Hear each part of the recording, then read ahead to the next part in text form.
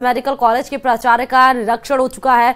Doctor दीपक महेश्वरी ने जनाना अस्पताल का निरीक्षण किया है। अस्पताल की व्यवस्थाओं का जायजा लिया गया है। गर्मी में परेशान मरीजों से फीडबैक लिया जा रहा है।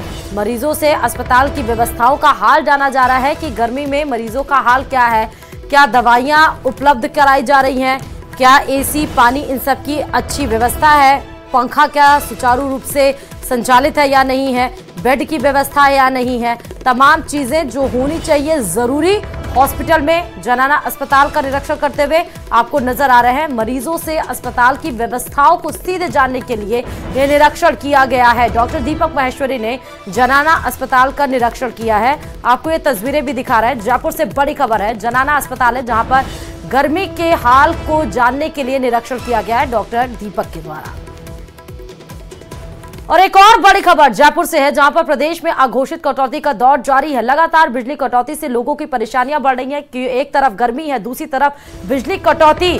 अब लोग इन सब के बीच में करे तो करे क्या? लोड शिफ्टिंग के नाम पर बिजली कटौती की जा रही है। बताया जा रहा है कि लोड ज्यादा बढ़ रहा है क्योंकि गर्मी के मौसम में तमाम घरों में एसी संचालित होती है, एक नहीं दो। उससे क्या होता है कि लोड ज्यादा पड़ता है, इस वजह से बिजली कटौती हो रही है। लोड शिफ्टिंग का आधार बताया जा रहा है बिजली कटौती के लिए। ग्रामीण इलाकों से लगातार कटौती की शिकायतें मिल रही हैं। बिजली की डिमांड और सप्लाई में बड़ा अंतर बताया जा रहा है। लगातार गर्मी के प्रकोप से बिजली की डिमांड बढ़ रही है। बिजली की डिमांड बढ़ने की वजह से बिजली के ऊपर प्रेशर आ रहा है, इसलिए कटौती की जा रही है। ऐसा कारण बताया जा रहा है, लेकिन इससे लोग बेहाल है जिसकी शिकायतें लगातार मिल रही हैं। और इस बीच भीलवाड़ा से भी बड़ी खबर है। भीलवाड़ा में भीषण गर्मी का सितम लगातार जारी है। तपती गर्मी में लोगों का जीना अब बेहाल हो चुका है। दोपहर 12 बजे ही तापमान 42 डिग्री के पार पहुंचा है। हीट वेव को देखते हुए प्रशासन ने कदम उठा लिए हैं। नगर परिषद के टैंकरों से पानी का छिड़काव करवाया जा रहा है, लेकिन पानी के छिड़काव का भी कोई असर नहीं हो रहा है क्योंकि चंद मिनटों में ही वो भाप बनकर उड़ जा रही है। लोगों को गर्मी से राहत देने का प्रयास लगातार जारी है प्रशासन के द्वारा। भीलवाड़ा की आप खबरें देख सकते हैं। ये जो आपको तस्वीर दिखा रहे हैं, जो सड़क पर पानी पड़ा हुआ है वो टैंकरों के द्वारा छिड़काव करवाया जा रहा है लगातार, ताकि जो हवा चले वो ठंडी चले। लोगों को हीट वेव या जो 12 बजे ही दोपहर में जो पारा 45 के ऊपर पहुंच जा रहा है, उससे लोगों को थोड़ी राहत मिल पाए, इसलिए प्रशासन के द्वारा जो कदम उठाने चाहिए वो उठाए जा रहे हैं, लेकिन फिर भी लोगों को तपती गर्मी से राहत नहीं मिल पा रही है। भीलवाड़ा की तस्वीरें आपको दिखा रहे हैं। गर्मी में भीषण गर्मी का फिलहाल सितम जारी है। और जयपुर से खबर है जहां पर कश्मीर के अनंतनाग में आतंकी हमले से जुड़ी इस वक्त की सबसे बड़ी खबर आपको बता रहे हैं। आतंकी हमले में गोली लगने पर फरहा जो घायल हो गया था उसको जयपुर लाया गया है।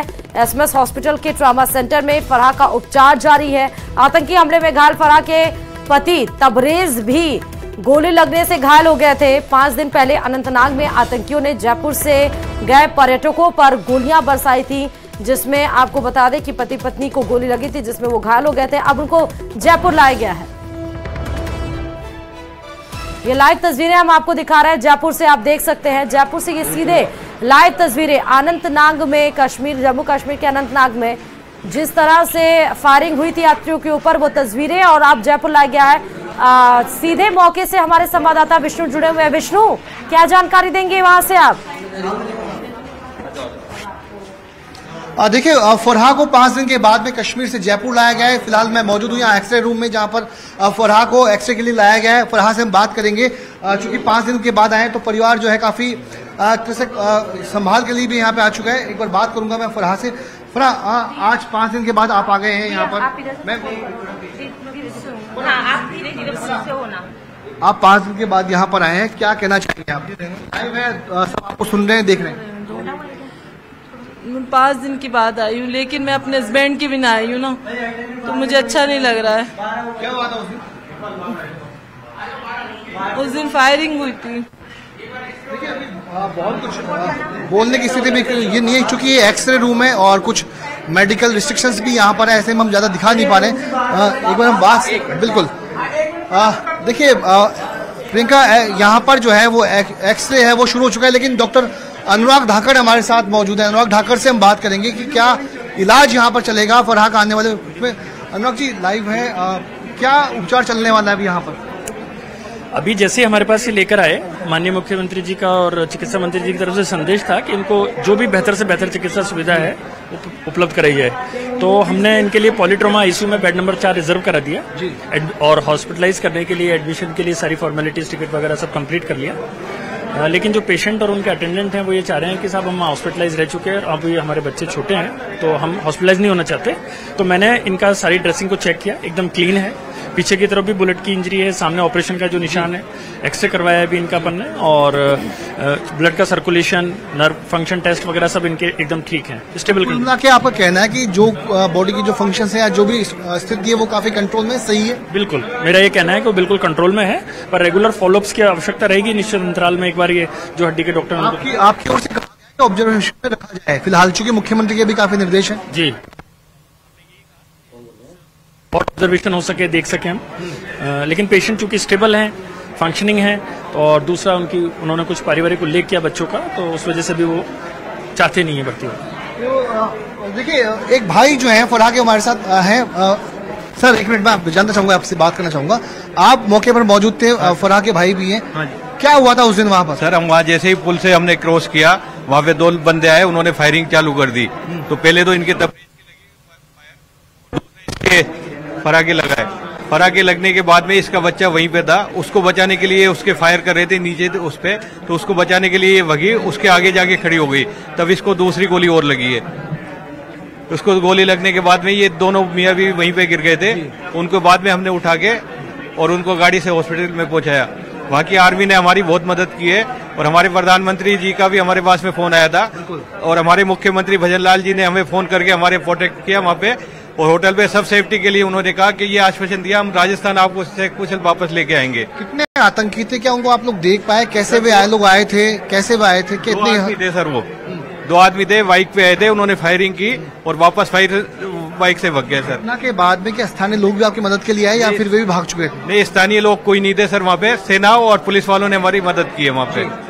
दोनों वहाँ पे आ गए थे, 10 से 15 मिनट में दोनों आ गए थे, पूरे उसको रिकवर कर लिया था वहाँ पे। रात को हमारे साथ में मिलिट्री रही है वहाँ पे, पूरी मिलिट्री रही थी। उन्होंने बोले आपको यहाँ पे अब कोई डरने की जरूरत नहीं है। मेजर साहब हमारे साथ में वहाँ पे रूम में रुके हुए थे, उन्होंने हमें आश्वासन दिया कि कोई भी वो नहीं है, अब पहले गोली हमें लगेगी, उसके बाद में आपको वो होगी। उन्होंने हमें सुबह प्रोटेक्ट करके वहाँ से अनंतनाग से और श्रीनगर भेजा। सर कितना राहत महसूस कर रहे हैं, चूंकि आप जयपुर में आ चुके हैं यहाँ पर? सर हम जयपुर में आने के बाद में बहुत राहत की है। 18 तारीख से हम होटल से बाहर नहीं निकले थे सर, वहाँ से 22 तारीख तक में। क्या नाम है आपका? शाहरुख? जाहिद खान। देखिए ये जाहिद है, फरहा के सगे भाई है, जो प्रत्यक्षदर्शी गवाह है, ये भी घूमने के लिए वहाँ गए हुए थे, काफी परिजन भी यहाँ पर थे, लेकिन कहना है कि अब काफी राहत महसूस की जाती है। डॉक्टर की ओर से यही कहा गया कि किसी भी तरीके से जो ऑब्जर्वेशन है उसमें फरहा को रखा जाए, लेकिन इनका कहना है कि बच्चे छोटे हैं, इसे वापस से घर जाना पड़ेगा। जी विष्णु, फरहा के पति की क्या हालत है अभी? बात कर लेते हैं एक बार उनसे। आप क्या लगते हैं फरहा की? मामा लगता हूँ सर मैं।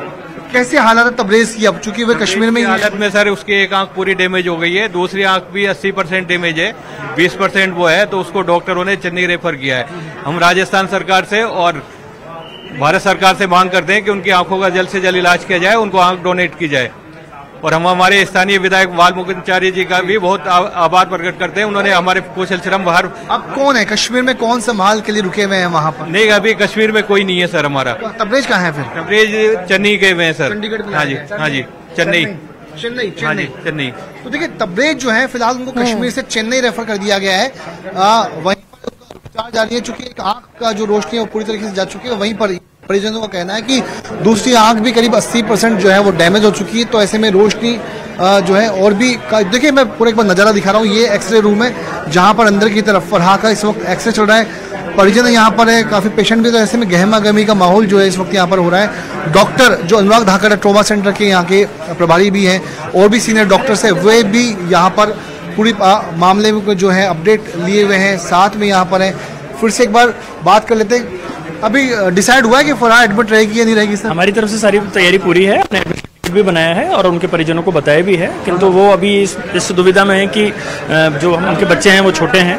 हमने माननीय चिकित्सा मंत्री जी के निर्देशानुसार बेड भी रिजर्व करा दिया है पॉलीट्रोमा आईसीयू। अगर वो चाहेंगे, अनुमति देंगे तो हम उनको भर्ती रखेंगे, अन्यथा फिर जैसा वो चाहेंगे आउटडोर बेसिस पे वो ट्रीटमेंट उनको बेस्ट से बेस्ट हम देंगे। तो प्रियंका, ये डॉक्टर अनुराग धाकड़े जी का कहना है कि जो भर्ती टिकट है वो बना दिया गया है, लेकिन अभी पशुपक्ष यही है कि क्या SMS में ट्रॉमा सेंटर में भर्ती हुआ जाए या नहीं रहा जाए। एक देखिए, खास बात है शाहरुख, एक भाई और शाहरुख सलमान, मैं आपसे जानना चाहूंगा 1 मिनट।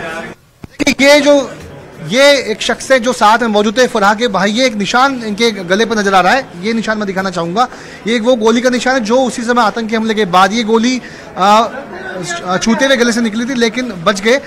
क्या हुआ था, ये निशान किस बात, कैसे आया आपको? ये निशान जैसे पीछे से एकदम से फायर हुई, तो फायर हुए ना, तो इनके तो क्या दोनों के स्टार्टिंग में ही फायर लग गई, तो मैं इनकी आड़ में भागा ना, तो मेरे गोली टच होते हुए निकली, तो ये इनकी तो स्टार्टिंग में फायर लग के ये तुरंत वहीं बैठ गए थे। फिर जो आतंकी थे वो जैसे इनके लगी वो गायब हो गए।